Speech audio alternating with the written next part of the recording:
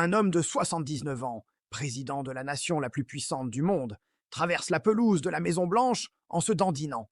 Peine à marcher en ligne droite, les mains marquées d'éruptions cutanées, inexpliquées, et déclare devant les caméras du monde entier qu'il entretient une très bonne relation avec l'Iran. Pendant ce temps, les médias iraniens le tournent en dérision. Pendant ce temps, des médecins sonnent l'alarme depuis des mois. Pendant ce temps, des membres du Congrès exigent qu'on lui fasse passer un test cognitif. Et pendant tout ce temps, son propre secrétaire à la santé refuse catégoriquement de répondre à la question la plus simple qui soit. Serait-il prêt à invoquer le 25e amendement? Ce que vous allez voir dans cette vidéo, c'est la synthèse de tout ce qui s'est passé ces dernières semaines. Les audiences au Congrès, les déclarations délirantes, les posts Truth Social en pleine nuit, le pape qui répond, et les experts médicaux qui, les uns après les autres, utilisent le même mot, démence. Si vous êtes nouveau ici, bienvenue sur WN Decrypt. Abonnez-vous maintenant, parce que ce que nous allons décrypter aujourd'hui, vous ne le verrez pas présenté comme ça ailleurs. Et si vous nous suivez depuis un moment, vous savez qu'on ne fait pas dans la complaisance. Commençons par les faits bruts. Le 17 avril 2026, une audition parlementaire au Congrès américain était officiellement consacrée à d'autres sujets. Les gars républicains MAGA voulaient orienter les débats vers leurs propres priorités. Mais les démocrates ont décidé d'utiliser ce moment pour quelque chose d'extraordinaire. Ils ont sorti leurs preuves, une à une, et ont soumis le secrétaire à la santé, Robert F. Kennedy Jr., à un véritable interrogatoire sur l'état mental et physique du président des États-Unis. Le représentant démocrate Mark Takano a pris la parole avec une liste de faits précis, documentés, horodatés. Il a rappelé qu'en date du 7 avril, soit moins de 2 semaines avant l'audition, Donald Trump avait publié sur Truth Social une déclaration affirmant textuellement « Toute une civilisation mourra cette nuit pour ne jamais être ramenée à la vie ». Et 5 jours après cette déclaration apocalyptique, Trump se mettait à poster sur Truth Social depuis 21h jusqu'à 5h du matin, enchaînant les publications, dont une attaque en règle contre le pape Léon qu'il accusait d'être faible sur le crime. Le lendemain, il publiait une image générée par intelligence artificielle, le représentant comme Jésus-Christ. Ce n'est pas une métaphore, ce n'est pas une caricature, c'est ce qui s'est réellement passé. Selon CBS News, le Vatican a réagi en qualifiant cette image de profondément irrespectueuse. Des personnalités conservatrices elles-mêmes ont été consternées. Meghan Basham, commentatrice chrétienne conservatrice, a écrit sur X. Je ne sais pas si le président pensait faire de l'humour ou s'il est sous l'emprise d'une substance, mais c'est un blasphème scandaleux. Et selon CNBC, Trump a plus tard effacé le post en expliquant qu'il pensait que l'image le représentait en médecin, associé à la Croix-Rouge. Une explication qui a laissé beaucoup de monde sans voix. Mais revenons à l'audition. Le représentant Takano a posé la question directement à Kennedy. Monsieur le secrétaire, des millions d'Américains remettent en question la santé mentale de ce président, sa stabilité émotionnelle et sa capacité à exercer ses fonctions. Partagez-vous leurs inquiétudes? La réponse de Kennedy? L'esquive, le silence, les détournements de sujet. Il voulait attirer l'attention sur la dernière ligne du poste en question, celle qui disait « Que Dieu bénisse le peuple iranien ». Selon lui, il s'agissait d'un message nuancé, un message de force brute et de violence à l'intention des mollahs, mais aussi d'amour et de compassion pour le peuple iranien. Vous avez bien entendu, un poste qui menaçait de détruire toute une civilisation était en réalité, selon Kennedy, un message d'amour. Takano n'a pas lâché. Il a réclamé son temps de parole encore et encore, pendant que Kennedy faisait de l'obstruction. La question finale était limpide. Si le président échouait à un test d'évaluation de sa santé mentale ou de sa stabilité émotionnelle, voteriez-vous pour invoquer le 25e amendement? La réponse de Kennedy, absolument pas. WN Decrypt vous invite à ne pas passer à côté de ce moment. Un secrétaire à la santé, le plus haut responsable de la santé publique des États-Unis, interrogé sur la santé mentale de son président, refuse catégoriquement d'envisager l'application du mécanisme constitutionnel prévu précisément pour cette situation. Et Takano lui a rappelé, mot pour mot, vous avez prêté serment à la Constitution, pas à Donald Trump. Ce n'est pas de la politique partisane, c'est constitutionnel. D'ailleurs, ce n'est pas seulement un représentant démocrate qui a tiré la sonnette d'alarme. Selon Axios, le représentant Jamie Raskin a lui aussi écrit une lettre formelle au médecin de la Maison-Blanche, le capitaine Barbabella, pour exiger une évaluation cognitive complète du président.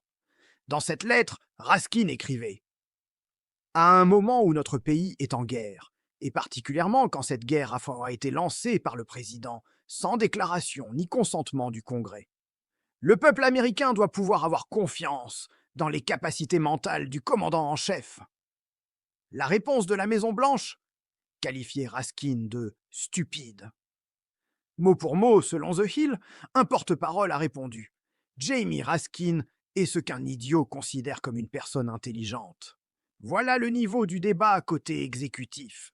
Mais il y a plus, beaucoup plus. Abonnez-vous maintenant à AdvoVN de Crypt et activez la cloche de notification pour ne manquer aucune analyse. Ce que nous faisons ici, c'est décrypter la réalité derrière les déclarations officielles. Et la réalité, elle se lit dans les actes.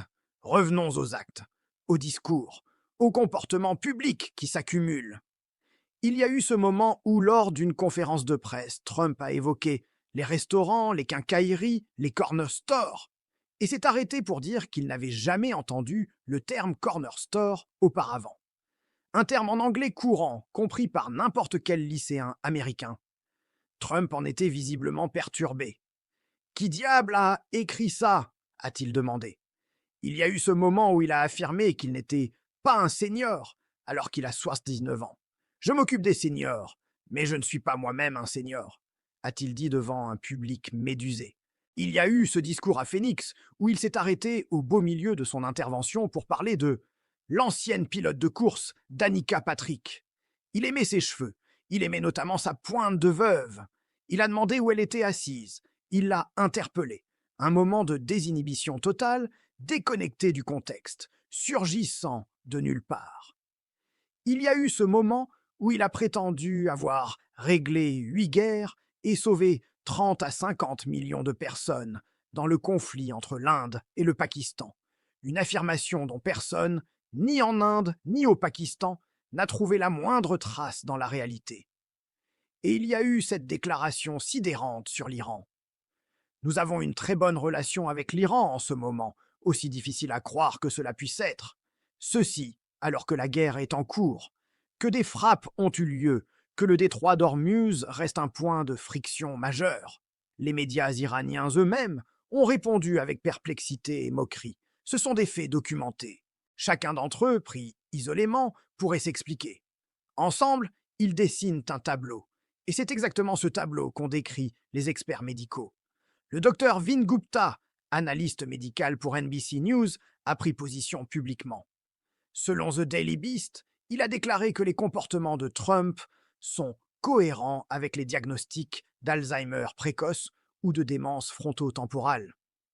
Le passage à l'acte, les changements de comportement, les explosions de colère, le comportement déraisonnable, a-t-il listé.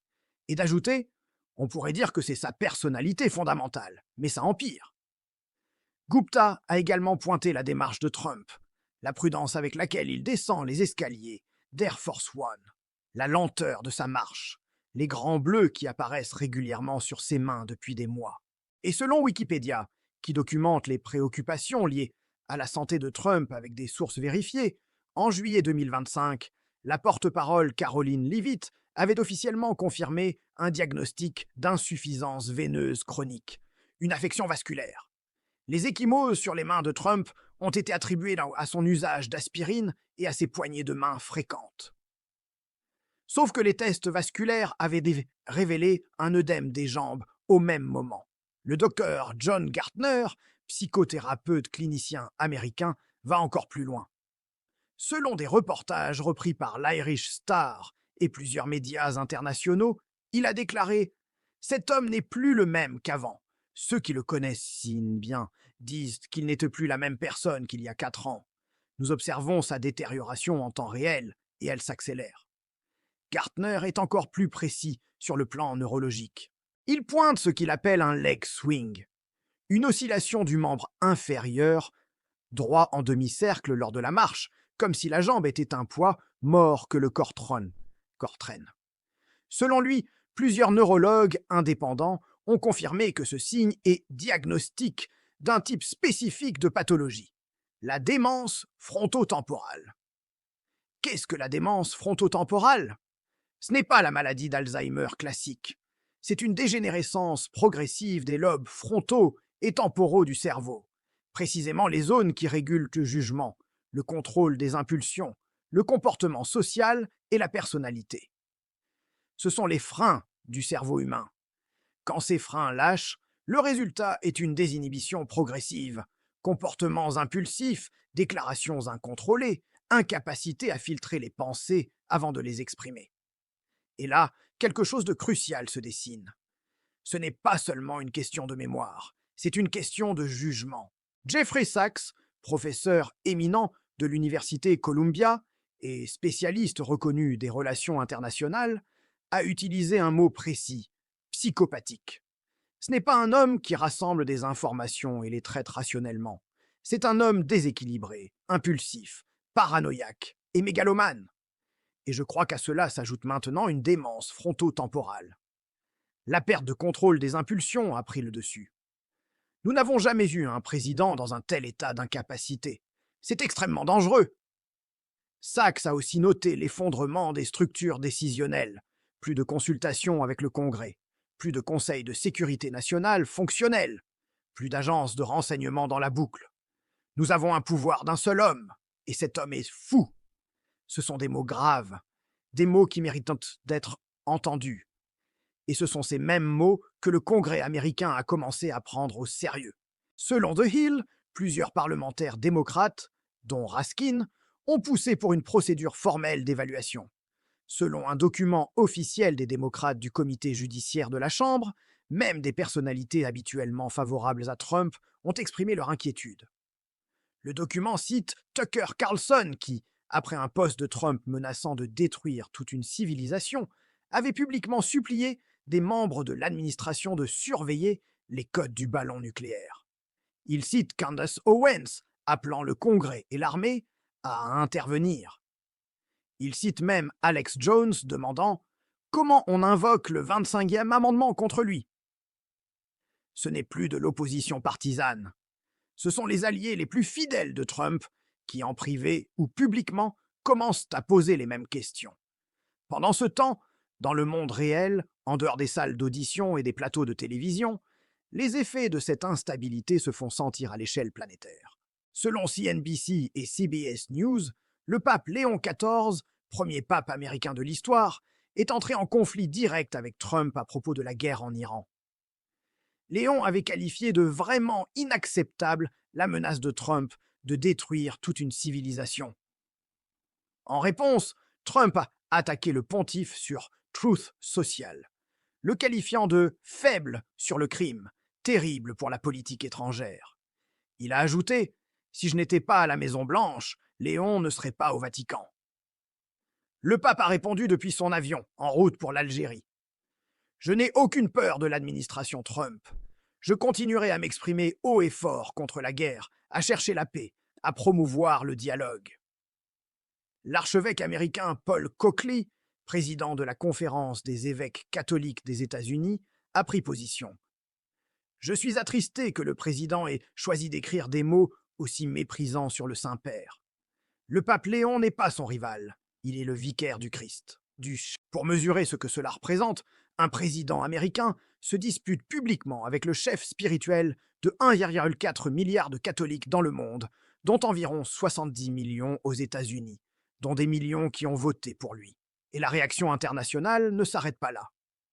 La Chine observe, Xi Jinping observe, Poutine observe. Ils observent un commandant en chef qui poste des images de lui-même en Jésus à 23 heures, qui tweet de 21 heures à 5 heures du matin, qui déclare avoir une bonne relation avec l'Iran pendant une guerre active, qui prétend ne jamais avoir entendu le terme « corner store ».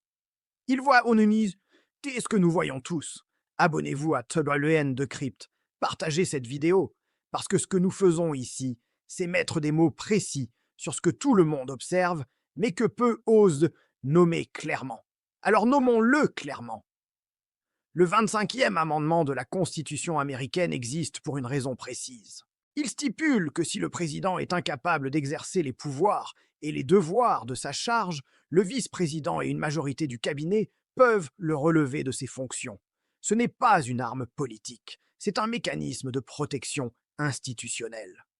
Et le fait que le secrétaire à la santé des États-Unis, interrogé directement et répétitivement lors d'une audition parlementaire, refuse d'envisager cette option même dans le cas où le président échouerait à un test d'évaluation mentale. Ce fait-là en dit plus que n'importe quel discours.